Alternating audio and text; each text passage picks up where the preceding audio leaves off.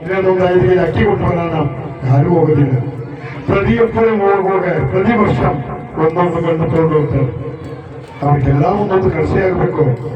ಮನೆ ಇಲ್ಲ ದೊಡ್ಡ ಮನೆ ಆಗಬೇಕು, ಇಲ್ಲ ಅಕ್ಕ ತಂಗಿಯವ್ರಿಗೆ ಮದುವೆ ಆಗಬೇಕು, ತಾಯಿ ತಂದೆಯವ್ರಿಗೆ ಕಲಾಂ ಇಲ್ಲಂಗೆ ಅವ್ರಿಗೆ ಕಲಾಂ ಆಗಬೇಕು, ಮಕ್ಕಳಿಲ್ಲದವ್ರು ಮಕ್ಕಳಾಗಬೇಕು, ಮದುವೆ ಆಗಿಲ್ಲದವ್ರು ಮದುವೆ ಆಗಬೇಕು, ಮನೆ ಇಲ್ಲದವ್ರು ಮನೆ ಆಗಬೇಕು, ಗಾಡಿ ಇಲ್ಲದವ್ರು ಗಾಡಿ ಬೇಕು, ಆಟೋ ಇಲ್ಲದವ್ರಿಗೆ ಆಟೋ. ಕೇಳಿ ಇರೋನೇ ಇರ್ತಾರೆ. ಎಲ್ಲ ಕೊಡೋಣ ಅಯ್ಯಪ್ಪ, ಕೇಳೋದೆಲ್ಲ ಕೊಡೋಣ ಅಯ್ಯಪ್ಪ. ಅವ್ರು ಮತ್ತೆ ಮುಂದೆ ಬಂದು ಯೋಚನೆ ಮಾಡೋದಿಲ್ಲ. ನೀವು ಅವರೇ ಏಮಾರಿಸ್ತಾರೆ, ಅವರೇ ನಮ್ಮ ಯಾರೇ ಏಮಾರಿಸ್ತಾರಿಲ್ಲ. ಈ ಮಾಲೆ ಆಗೋ ಟೈಮಿಗೆ ಕಷ್ಟ ಅಯ್ಯಪ್ಪ ಬೇಕಾಯ್ತು. ಅದು ಏನೇನು ಮಾಡ್ತಾರೆ, ಜಗಳ ಮಾಡ್ತಿಲ್ಲ, ತಾಯಿ ತಂದೆಯವ್ರಿಗೆ ಮರ್ಯಾದೆ ಕೊಡೋದಿಲ್ಲ. ಇದೆಲ್ಲ ಯೋಚನೆ ಮಾಡಿ. ಯಾರು ಮಾಲೆ ಹಾಕಿ ಶಬರಿಮಲೆಗೆ ಹೋದೆ ಅಯ್ಯಪ್ಪನ ಒಂದು ಆಡಿದ್ದಾರೆ, ತಾಯಿ ತಂದೆಯವ್ರದ್ದು ಅವ್ರ ಅಪ್ಪನ ತಗೊಂಡು ಅವ್ರ ಭಾವ ಹೋಗೋದು ಹೇಳಿದ್ರೆ ಅಷ್ಟೇ ನೀ ಮಾಲೆ ಹಾಕಿ. ಅದು ನಮ್ಮ ಶಬರಿಮಲೆ ಪದ್ಧತಿ. ಎಲ್ಲ ನಮ್ಮ ಇಷ್ಟತೆಗೆ ಅವ್ರಿಗೆ ಅಲ್ಲಿ ಮಂದಿ ಭಾಳ ಕುಣಿಸ್ಬೇಕಪ್ಪ ಅಂತ ಹೇಳಿ ಅವ್ರು ಏನು ಮಾಡ್ತೀವಿ ಮಾಡ.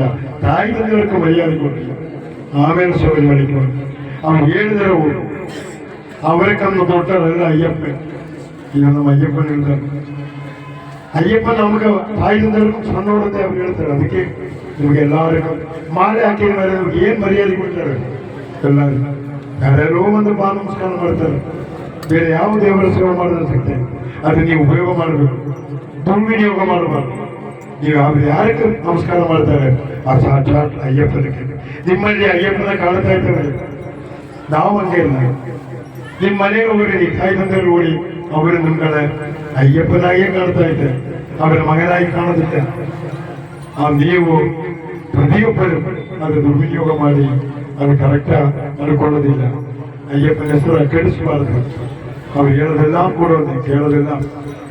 ಅದಕ್ಕೆ ಮಾಲಾಧಾರಿಗಳು ಯಾರು ಆಪೋಸಿಟ್ ಒಂದು ಸ್ವಾಮಿಗಳು ಬಂದರೇನು ಅವನು ನಮ್ಗೆ ಸರಿಯಲ್ಲಪ್ಪ ಅಂತ ಹೇಳಿ ಹೋಗಬಾರ್ದು. ನೀವು ವಿರೋಧಿ ಆಗಿದೆ, ಯಾರು ಆಗಿಲ್ಲ, ಪರಿಚಯದಲ್ಲಿ ಬರಲಿ, ಒಂದು ಅಯ್ಯಪ್ಪ ಸ್ವಾಮಿ ಮುಂದಕ್ಕೆ ಬಂದರೆ ಅಯ್ಯಪ್ಪನಾಗಿಯೇ ಕಾಣಬೇಕು ಅನ್ನೋದು.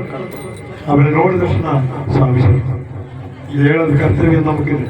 ಅವ್ರಿಗೆ ವಾಪಸ್ ಹೇಳಲಿ ಬಿಡಲಿ, ಅದು ಅವರ ಸಂಸ್ಕಾರ.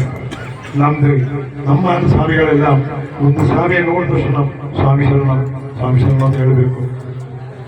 ಅದೇ ಥರ ಸನ್ನಿಧಿಯಲ್ಲಿ ಒಬ್ಬರಿಗೊಬ್ಬರು ಜಗಳ ಮಾಡ್ತಾರೆ. ನೀ ಮಾಡು, ನಾವು ಮಾಡು, ಅಯ್ಯಪ್ಪನೇನು ಹೇಳಿಲ್ಲ. ಪ್ರತಿಯೊಬ್ಬರು ಅಯ್ಯಪ್ಪನೇ. ಅಯ್ಯಪ್ಪನಿಗೆ ಒಂದು ದೀಪ ಹಚ್ಚೋದಕ್ಕೆ, ಇದು ಒಂದು ಅಲಂಕಾರ ಮಾಡೋದಕ್ಕೆ ಯಾಕೆ ಜಗಳ ಮಾಡೋದು? ಅದೇ ಥರ ಪ್ರತಿಯೊಬ್ಬರು ತಾಯಿ ತಂದವರಿಗೆ ಮರ್ಯಾದೆ ಕೊಡಬೇಕು, ಆಮೇಲೆ ಶಬರಿಮಲೆಗೆ. ಇವಾಗ ಯಾರಾದ್ರೂ ಅಂದ್ರೆ ನನಗೆ ಪಾದ ಪೂಜೆ ಮಾಡೋದಕ್ಕೆ ನಾನು ಇದು ಮಾಡಿಲ್ಲ. ಪಾದ ಪೂಜೆ ಮಾಡೋದು ಗುರು ಸಮೇತಕ್ಕಲ್ಲ. ಪ್ರತಿಯೊಬ್ಬರು ಶಬರಿಮಲೆಗೆ ಹೋಗೋದಕ್ಕೆ ಮುಂಚೆ ಈ ಪಾದ ಪೂಜೆ ನಿಮ್ಮ ತಾಯಿ ತಂದೆಯವರೇ ಅಜ್ಜ ಅಜ್ಜಿ ಅವರೇ ಕೊಂಡ್ರಿಸಿ ಅವರ ಪಾದ ಪೂಜೆ ಮಾಡಿ ಅಲ್ಲಿ ನಿಮ್ಗೆ ಅಯ್ಯಪ್ಪನ ಕಾಣುತ್ತೆ. ಅದೇ ಗುರು ಸ್ವಾಮಿಯರ ಕರ್ಕೊಂಡ್ಬಂದು ಆರಾಮ ಕೊಂಡ್ರಿಸಿ ಅವರ ಪಾದ ತೊಳೆದು ಅಲಂಕಾರ ಮಾಡಿದ ಅವರಿಗೆ ದೊಡ್ಡ ಮಾಲೆ ಹಾಕೋದ್ರಲ್ಲಿ ಏನು ಅರ್ಥ ಇಲ್ಲ. ನಿಮ್ಮ ದೇವರಲ್ಲಿ ಇದ್ದಾರೆ, ಅಯ್ಯಪ್ಪನಲ್ಲ ನಿಮ್ಗೆ ದೇವರೇ. ನಿಮ್ಮ ದೇವರೇ ಪ್ರತಿಯೊಬ್ಬರಿಗೂ ದೇವರೇ ತಾಯಿ ತಂದೆಯವರೇ.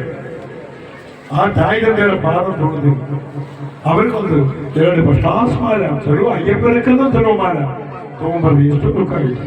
ಆ ಮಾಲೆ ಹಾಕಿ ಈಗ ನೀವು ಹೂವೆಲ್ಲ ನೀವು ಬಿಸಾಡಿದ್ರೆ ಅದೇ ಥರ ಹೂ ಅವರಿಗೆ ಅಭಿಷೇಕ ಅಲಂಕಾರ ಮಾಡಿ ಅಭಿಷೇಕ ಮಾಡಿ ಅವರ ಪಾದ ತೊಳೆಯಿರಿ, ನಮಸ್ಕಾರ ಮಾಡಿ, ಪೂಜೆ ಮಾಡಿ.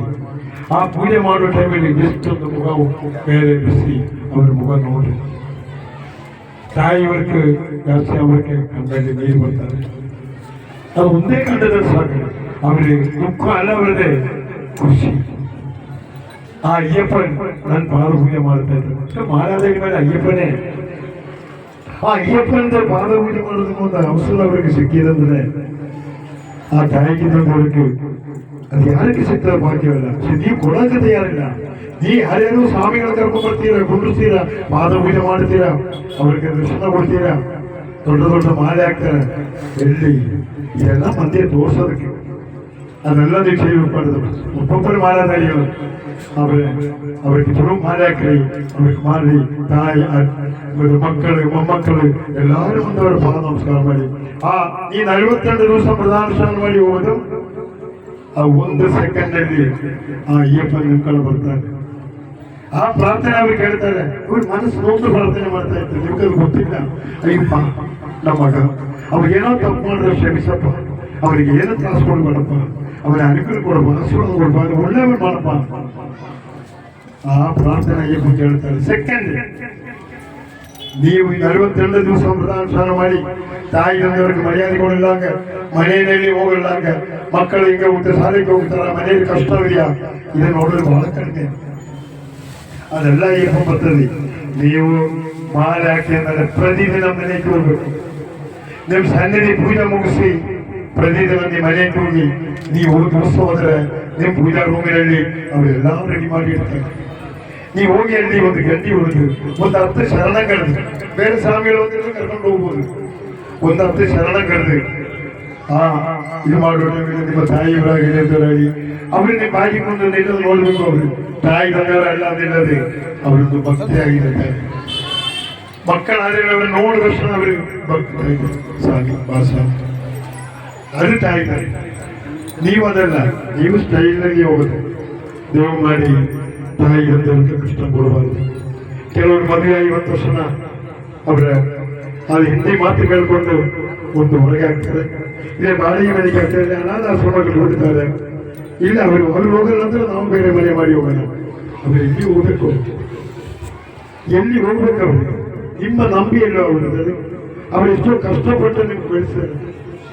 ಇಷ್ಟೋ ಒಂದು ಕೂಸು ನಾವೆಲ್ಲರೂ ಹುಟ್ಟುವಾಗ ಆ ಕೂಸು ಇಷ್ಟೊಂದು ಕೂಡ ಬೆಳೆದು ಬರಬೇಕು ಅಂತ ಆರೋಗ್ಯ ಆಗಿ ವಿದ್ಯೆ ಕೊಟ್ಟು ಯಾರು ಕಷ್ಟಪಟ್ಟು ಆ ತಾಯಿ ತಂದೆಯ ಒಳಗೆ ಹಾಕಿದ್ರೆ ಆ ಇಬ್ಬರು ತಿಳ್ಕೊಳ್ಳೋದಿಲ್ಲ. ಅವರಲ್ಲಿ ದೇವರಿಗೆ ನೋಡಬೇಕು. ಅವ್ರಿಗೆ ಏನು ಕಡಿಮೆ ಆಗಬಾರ್ದು, ಅವ್ರಿಗೆ ಏನು ಕಷ್ಟ ಕೊಡಬಾರ್ದು. ಅವ್ರಿಗೆ ವಯಸ್ಸಾಗಿದ್ದಾರೆ, ಅವ್ರ ಕಣ್ಣು ಕಾಣಲ್ಲ, ಅವ್ರ ಮುಖ ಎಲ್ಲ ಒಂದು ಟೈಪ್ ಆಗಿದಾಗ ನಡ ಬಗ್ಗಿದ್ದಾರೆ, ನಡೆಯಕ್ಕಾಗಲ್ಲ. ಅವ್ರನ್ನ ನಡೆಸ್ಬೇಕು, ಕರ್ಕೊಂಬಂದವ್ರು ಕುಂಡಿಸ್ಬೇಕು, ಅವ್ರಿಗೆ ಒಳ್ಳೆ ಊಟ ಕೊಡಬೇಕು, ಅವ್ರಿಗೆ ತ್ರಾಸ ಕೊಡಬಾರ್ದು. ಅದೇ ಮಕ್ಕಳು. ಇವಾಗ ನೀವು ಅವ್ರಿಗೆ ಕಷ್ಟ ಕೊಟ್ಟರೆ ನಾಳೆ ನೀವು ಅದು ಅನುಭವಿಸ್ಬೇಕು ಅಂತ ನಿಮ್ಮ ಮಕ್ಕಳಿರುತ್ತೆ. ಆವಾಗ ದುಃಖ ಮಾಡಿ ಬಿಡಬೇಡ. ಯಾರು ಎಂದ ಹುಡುಗಿನ ಮನೆಗೆ ಬಂದರೆ ನಮ್ಮ ತಾಯಿ ತಂದರ ಬಟ್ಟೆ ಏನೂ ಇಲ್ಲ, ನೀ ಬೇಕೆಂದ್ರೆ ಹೋಗಿ ಆ ಮನಸ್ಸನ್ನು ಮಕ್ಕಳು ಬರಬೇಕು. ಅಲ್ಲಾದ ಅವರ ಮಾತು ಕೇಳ್ಕೊಂಡು ತಾಯಿ ತಂದೆ ಹೊರಗೆ ಹಾಕೋದಲ್ಲ. ಅವರ ಮನಸ್ಸು ನಂತರ ನೀವು ಯಾರಿಗೂ ನೀವು ಉದ್ಧಾರ ಆಗೋದಿಲ್ಲ.